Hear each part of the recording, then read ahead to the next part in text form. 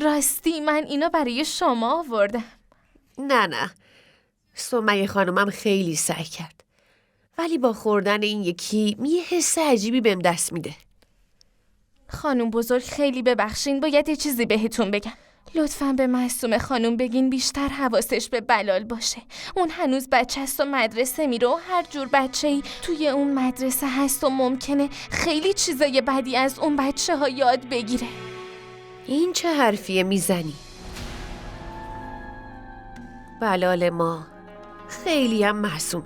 دقیقاً به خاطر همین دارم میگم خانم، بچه‌های معصوم زود تحت تاثیر قرار میگیرن.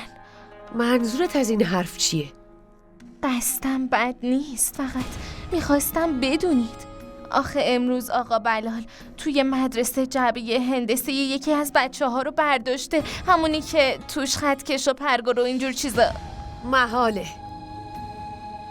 مطمئنی درست شنیدی؟ بلال یه همچین کاری نمیکنه. زود باش، برو صداش کن، بگو بیاد پیش خودم باید ازش بپرسم.